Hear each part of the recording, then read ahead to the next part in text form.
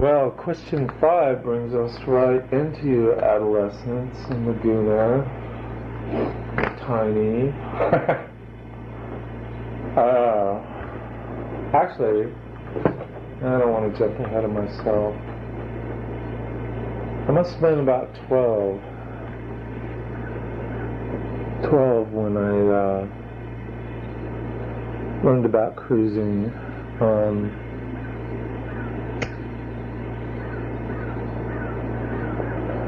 There was this beach we used to go to called Laguna Beach in South Laguna,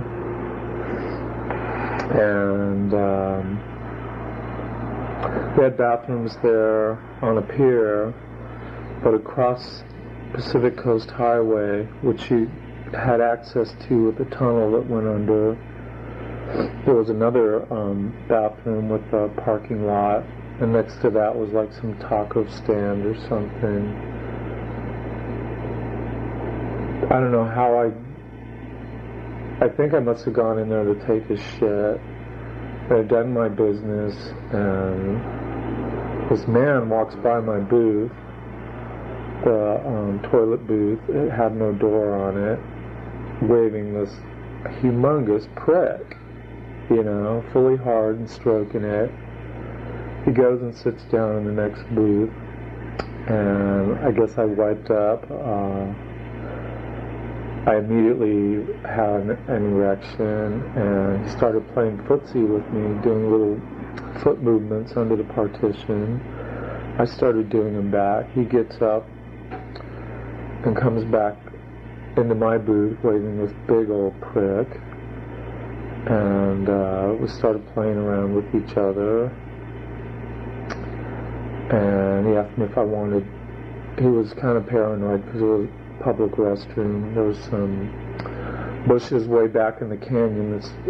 It was in a canyon kind of setting with a big flat parking lot. And I remember he just had on, he didn't have no shirt on, just like thong sandals and his bathing suit.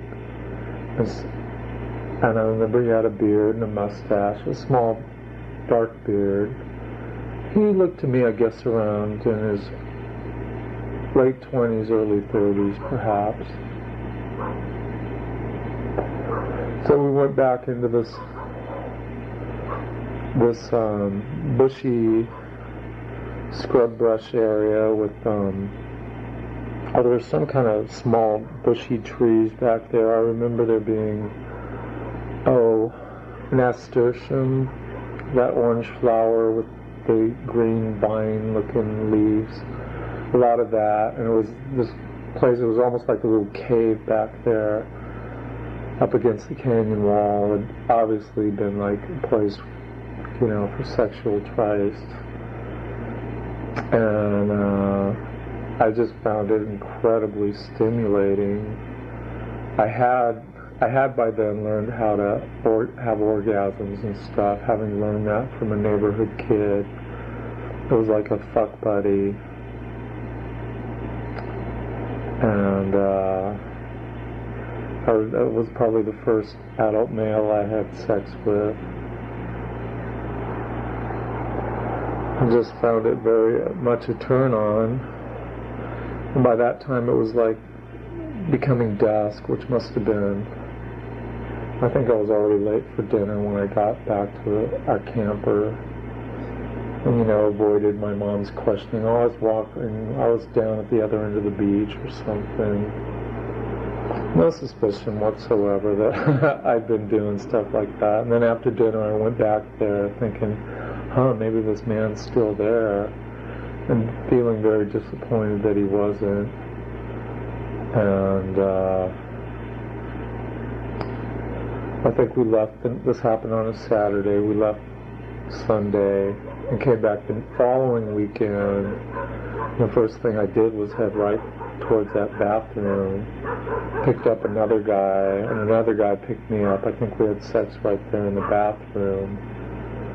At that age I could probably come 5-6 times a day, and I wasn't on the beach or in the water body surfing. I was in the bathroom, sucking dicks and having my dick sucked and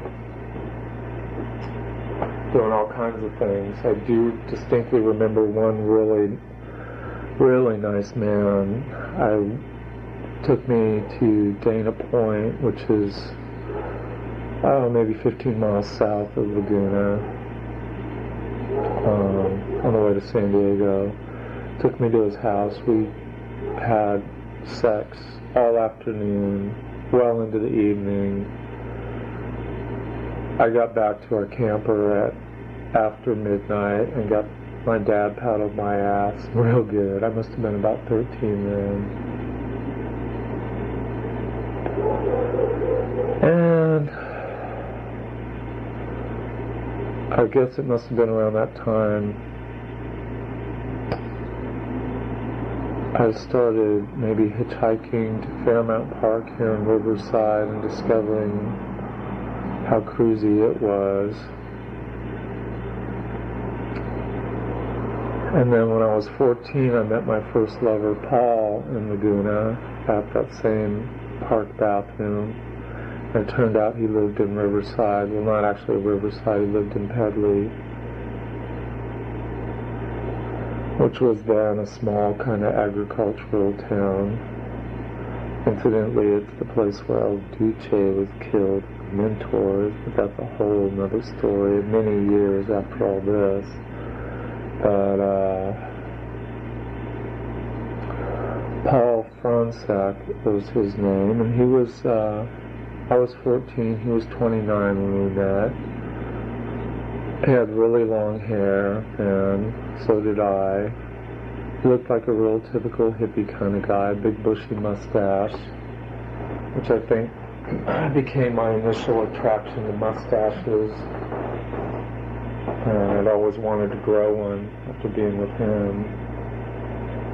And I really learned about all things gay in the late 70s. That was, 75. 75 was when we met, summer 75. And it was really, I look back on it now as a very good experience, a healthy experience. By that time my mom and dad were divorced.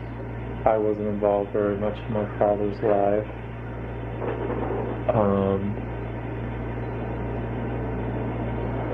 I would like just take off for the weekend with Paul. My mother, I'd let her know that I was staying with friends, but she didn't know exactly who. In fact, she didn't even meet Paul until shortly before we broke up. And I'd stay with Paul. He lived at a gay household, taking care of horses. And he did that as a job in exchange for room and board. And there was like a separate little bunkhouse built away from the main house, and that was Paul's place. And we would just have incredible sex.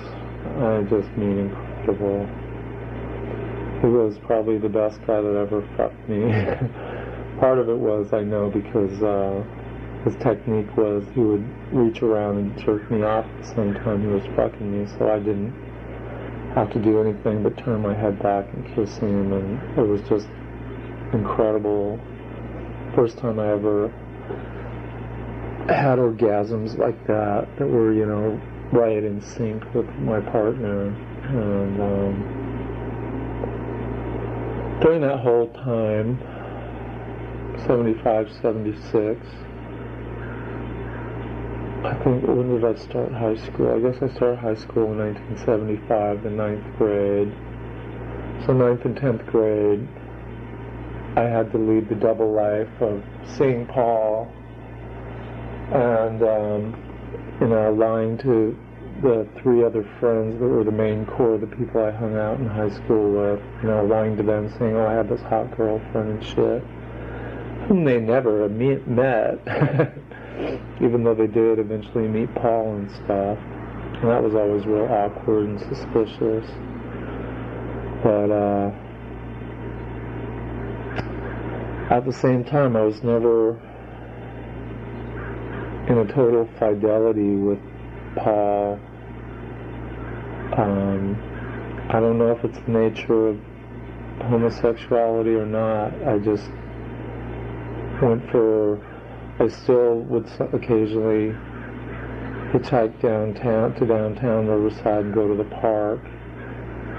I remember Paul involving me in a three-way with his first boyfriend from high school. Paul had grown up in Orange County in Garden Grove, Anaheim, those places.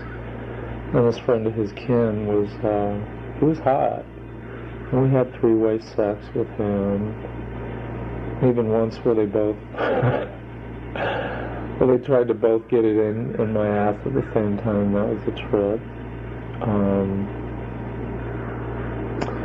And this friend of mine, Fred, who was part of that group, it was Fred, Steve Hackthorne, who looked a little bit like Robert Plant with curly blonde hair, or wavy, real wavy. And this guy Eric, who was real tall and a bit of a beanpole with long dark hair. Anyway, Fred was Icelandic of all things, real fine blonde, blue eyes.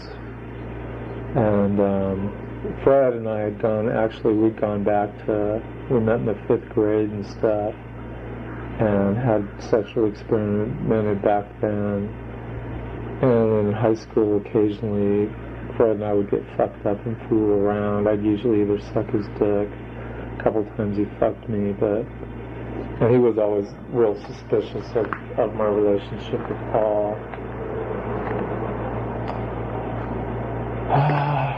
It was also during that period that I was first getting into rock and roll real heavy. Mostly via the Rolling Stones, which my sister had turned me on to, the Hot Rocks album. First album I ever bought was in 1973, Led Zeppelin's Houses of the Holy.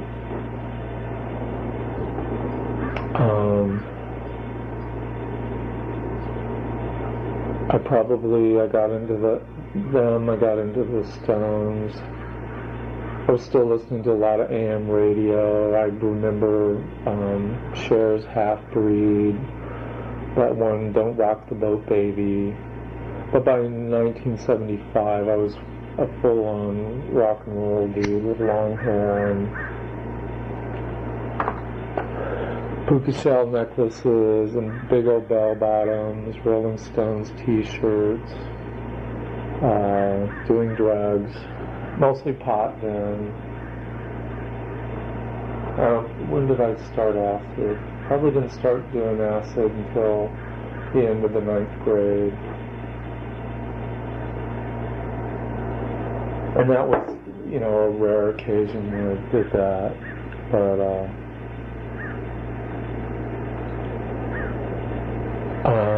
I was real into the rock and roll thing. All my friends were. Got into Aerosmith when Toys in the Attic first came out. 75, I went to my first concert, which was Alice Cooper's Welcome to My Nightmare, which was a big album. I think that was the summer between the 9th and 10th grade.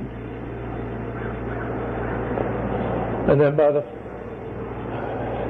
I must have already been into Kiss too, because I remember this, what was that guy's name? There was a guy that turned me on to like Kiss and Aerosmith, and Robin Trower's Bridge of Sighs, Pink Floyd, Dark Side of the Moon.